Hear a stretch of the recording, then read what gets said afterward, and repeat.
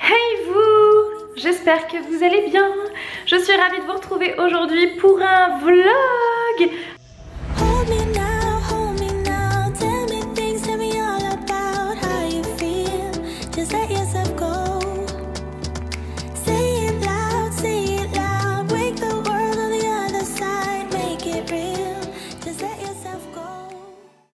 Donc je vais commencer par vous présenter, vous faire un update de notre maison qui est en rénovation, puisque je vous ai demandé sur Instagram si ça vous tentait de voir les rénovations qui ont été opérées depuis le vlog où je vous ai fait un house tour. Donc vous avez été très nombreux à me répondre que oui, sachant qu'au moment où je filme cette vidéo, je n'ai pas encore montré ces rénovations sur mon compte Instagram spécial rénovation qui s'affiche juste là. Fancy House, donc n'hésitez pas à nous rejoindre là-bas pour suivre nos aventures de rénovation. Donc voilà, sur ce compte, je n'ai pas encore posté ces changements, donc ça va être une petite avant-première. Voilà, et j'ai trop hâte parce qu'il y a eu pas mal de changements depuis la dernière vidéo vlog. Et du coup, trêve de blabla, par quoi je vais commencer? Déjà, je vais commencer par la pièce où je me trouve. Je suis donc dans le salon où il y a eu donc pas mal de changements. Oui, on voit Flavien qui est dehors, qui rentre dans le garage. Du coup, donc ici, en termes de changement, bon, ne faites pas attention au trépied. Donc en termes de changement, ça, je pense que vous l'aviez vu, il me semble. Donc on a en fait cassé l'arche pour avoir plus de place et on a mis donc une poutre qui restera apparente. Tout là, le placo a été fait donc par Flavien et l'un de mes frères. Ils se sont amusés à faire le placo puisque tout simplement le mur n'était pas du tout droit. Donc ils ont tout remis à niveau. Et comme vous pouvez le voir ici dans l'autre vlog, il y avait donc une poutre métallique comme celle-là juste ici. Donc maintenant tout est caché. Et ça aussi, ça sera caché de chaque côté. Ici et là, ça sera caché. Et comme vous pouvez le voir, je pense que vous l'avez remarqué, on a changé toutes les fenêtres de la maison. Et clairement, ça change. D'autant plus que ce qu'il faut savoir, c'est que la maison date des années 1920. Toutes les fenêtres étaient d'origine avec un simple vitrage. Donc c'est vrai que là maintenant, ça change trop. Et en plus, c'est du double vitrage. Donc c'est trop bien. Du coup, on va par là. Donc ça, c'est le futur bureau, qui avait du papier peint du sol au plafond, ce fameux papier peint qui m'a servi pour la semaine Halloween. Voilà, donc du coup on l'a totalement enlevé, sauf ici parce que là en fait il y a des rails pour un placo, puisque la porte sera condamnée. Alors, où est-ce que je vais vous emmener? Donc ça, ce sont des feuilles de placo.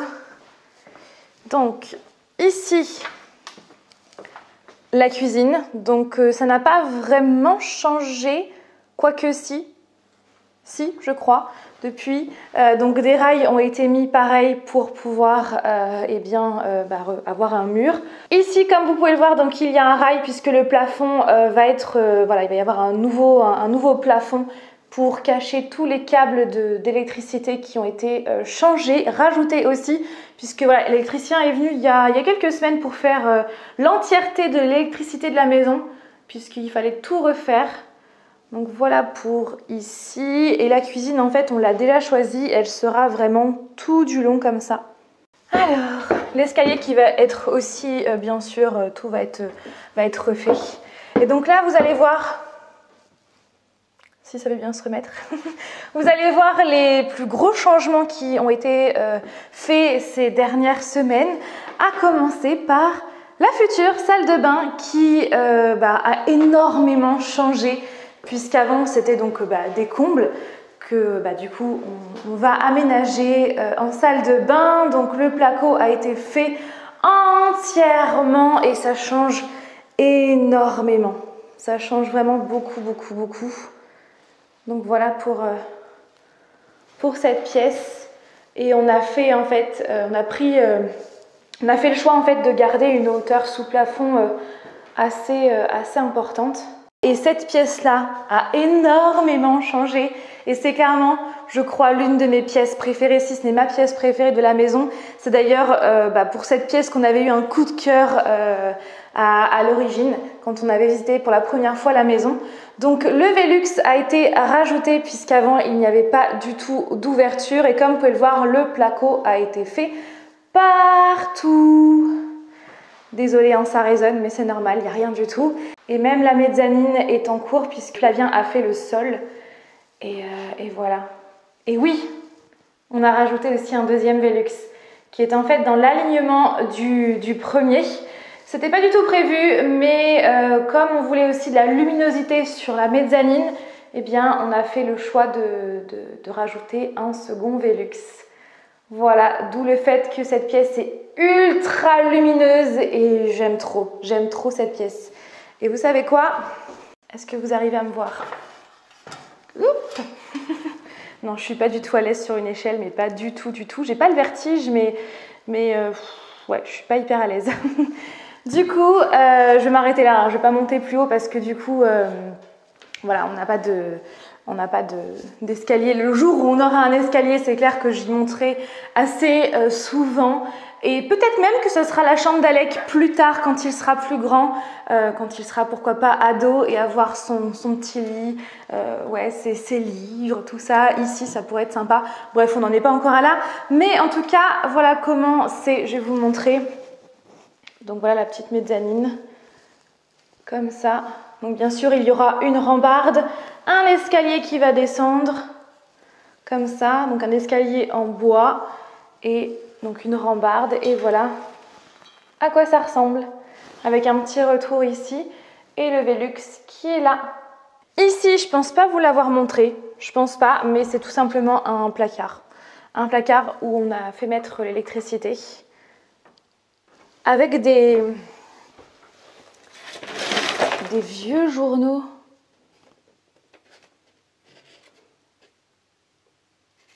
Ah oui! De Gaulle ira dans le Nord. Et ça date de 1966. Waouh! Attendez, la trouvaille. Ça fait un petit moment que je me suis dit qu'il fallait absolument que je regarde les feuilles de journaux qu'il y a à l'intérieur. Et en fait, non mais regardez la publicité Contrex. 3 raisons de boire.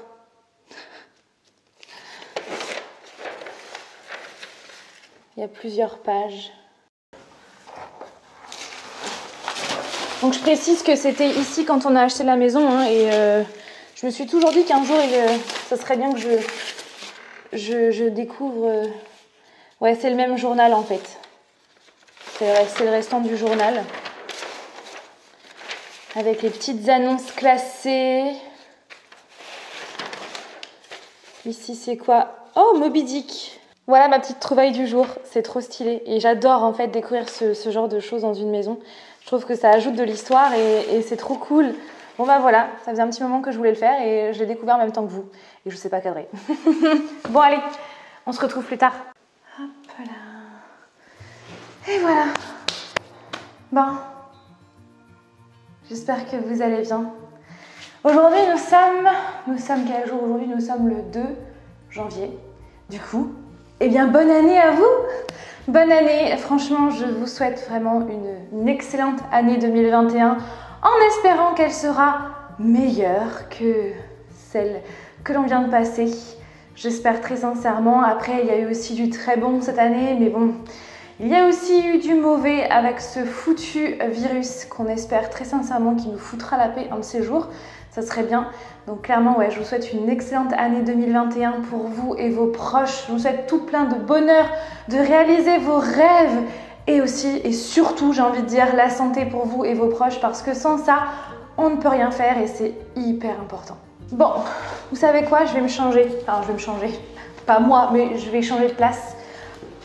Parce que clairement, ça résonne beaucoup trop et j'ai peur en fait que ça vous dérange. Mais ici aussi. Ici, ça résonne moins. Hop là, c'est mieux! Et ça résonne beaucoup moins. Je voulais en fait revenir je voulais profiter de ce vlog en fait pour faire un petit bilan de cette année 2020.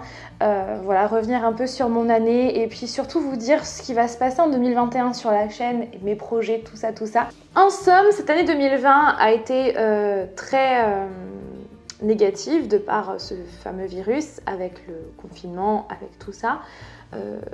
Et puis ma grossesse qui a été très compliquée avec ces maladies qui sont arrivées. Et puis côté privé, c'est aussi des nouvelles tristes. Enfin bref, je ne vais pas rentrer dans les détails, mais cette année a été riche en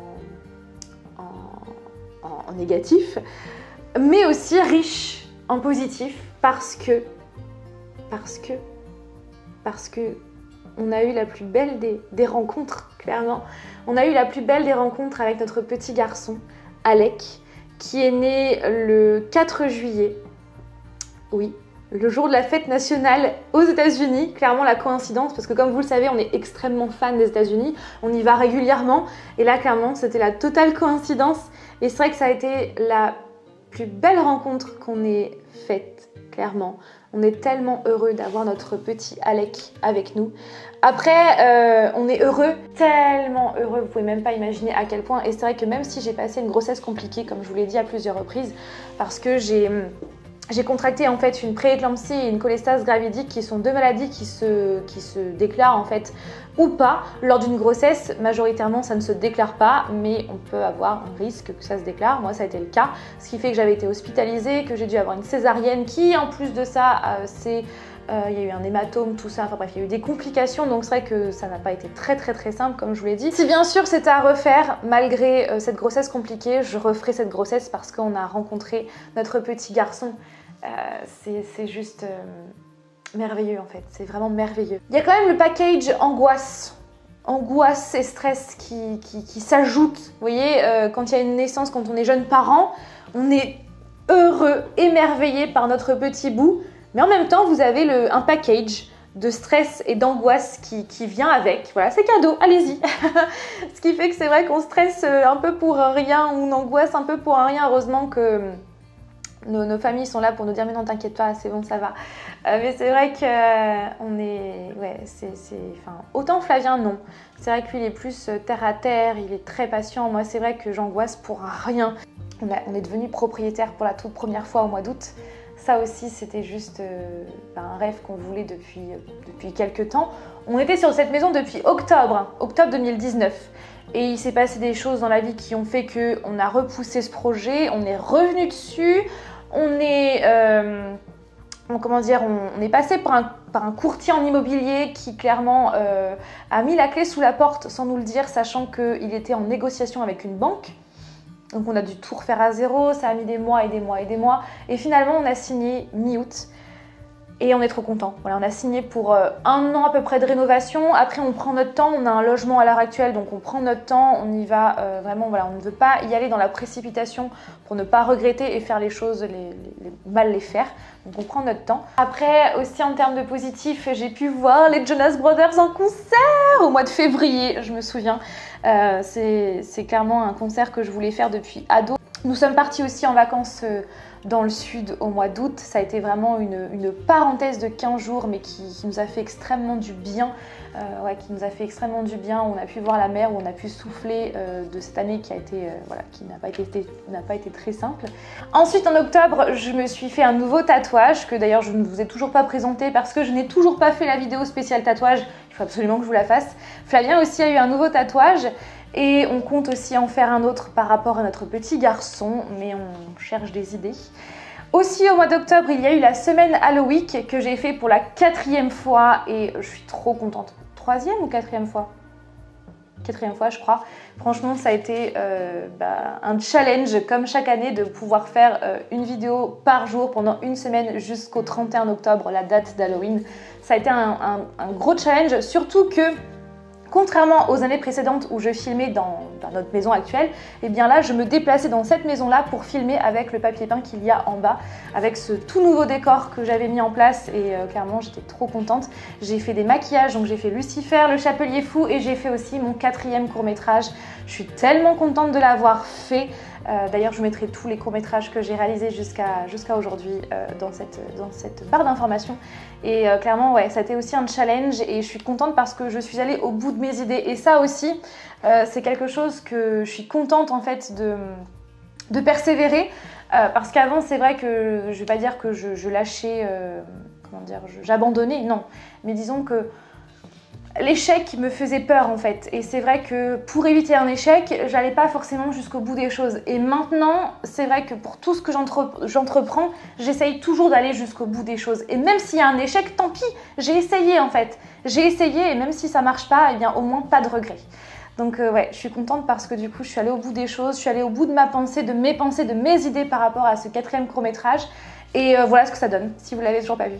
Cette année aussi a rimé avec vidéo parce que j'ai toujours maintenu le cap et j'ai toujours fait plein de vidéos tout au long de l'année et je suis vraiment contente. Bon après, sauf pendant la période de juin-juillet parce que j'ai dû arrêter et parce que déjà j'ai dû lever le pied pour mon rythme de vidéo parce que j'avais ces maladies qui commençaient à arriver. Ensuite il y a eu l'accouchement, tout ça, donc c'est vrai que j'ai stoppé pendant un moment mes vidéos.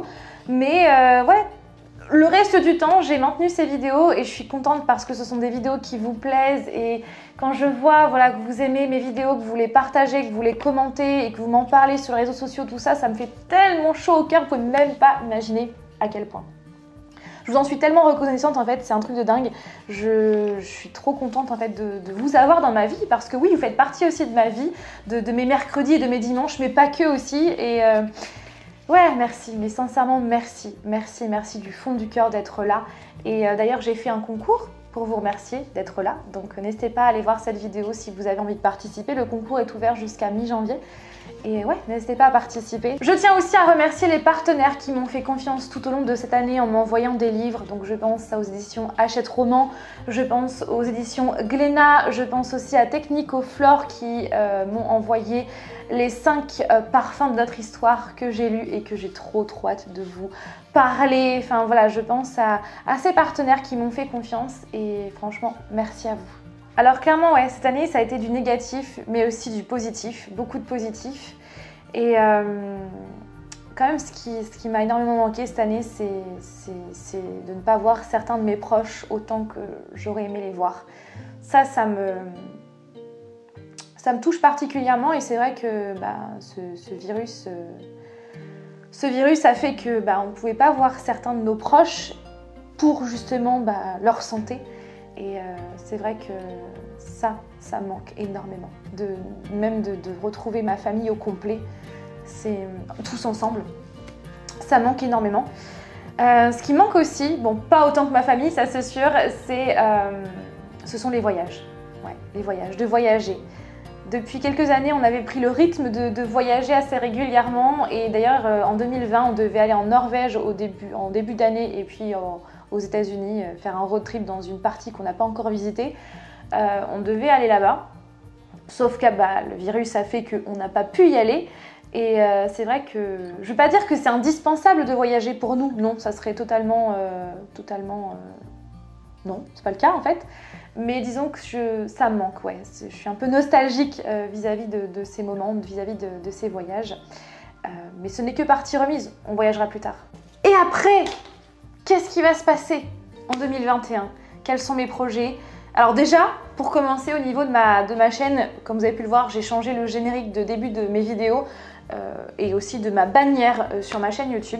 Donc sachez que les petits stickers qu'il y a sur le bas de l'ordinateur et aussi les dessins qu'il y a dans ma bannière, ce sont des dessins que j'ai réalisés moi-même sur tablette. Un jour ça m'a pris et je me suis lancée et voilà, c'est pas parfait, mais moi j'aime bien le résultat. Ça fait une sorte de stickers. Donc déjà ça, après en termes de vidéos, j'ai plein de projets de vidéos cette année, plein d'idées de vidéos que j'aimerais mettre en place que je n'ai pas eu l'occasion de faire auparavant. Donc voilà, je vous en dis pas plus. Peut-être un 5e court-métrage, qui sait, peut-être. Why not, j'ai envie de dire. Peut-être pas pour la semaine Halloween, parce que j'ai quand même fait 4 courts-métrages, 2 courts-métrages sur The Walking Dead, un sur Michael Myers et un autre sur le 4e sur tout plein de personnages. Ça reste dans le domaine de l'horreur, donc j'ai pas trop envie de... J'aimerais peut-être changer d'orientation, enfin changer de genre de film. Je sais pas. Je vais y réfléchir, mais en tout cas, j'ai plein de vidéos en tête, plein de projets en tête. Et surtout, le plus gros projet que j'ai envie de mener à bien cette année 2021, c'est la sortie de mon livre en auto-édition. C'est de auto-éditer mon livre. Alors, si vous avez vu cette vidéo où je vous parle de mon challenge NaNoWriMo, je vous avais dit qu'au départ, je voulais faire une duologie pour marquer. Finalement, j'ai bifurqué vers un seul livre, donc vers un one-shot. Et finalement, en terminant en fait, en étant en passe de terminer ce livre, je me suis dit que c'était pas possible. Il y avait plein de choses, plein de questions auxquelles je n'avais pas encore répondu. Et je me suis mis tout de suite à la place des potentiels lecteurs, des futurs potentiels lecteurs, lectrices qui vont le lire plus tard. Mais clairement, je serais frustrée à leur place de ne pas avoir certaines réponses. Donc clairement, je me suis dit, si je rajoute encore des pages, ça va faire un gros pavé. Et j'ai peur aussi de ne pas aller, d'aller trop à l'essentiel et pas avoir assez de détails et de rester quand même frustrée. Du coup, je reviens sur ma décision et marqué sera bel et bien une duologie. Le premier tome est quasiment fini, quasiment. Oui, j'avais dit que j'essaierais de le terminer avant le 31, mais quasiment fini. Et si tout va bien, je pense que ce livre-là, ce tome 1, ce premier tome sera auto-édité vers mars-avril. C'est vraiment le plus gros projet que j'ai cette année. On a aussi un projet professionnel avec Flavien, mais ça par contre je vous en parle pas parce que ça reste privé et ça n'a aucun rapport avec ma chaîne YouTube. Peut-être une box geek, ça aussi j'y réfléchis, enfin pas que geek, aussi livres, tout ça, j'y réfléchis très fortement.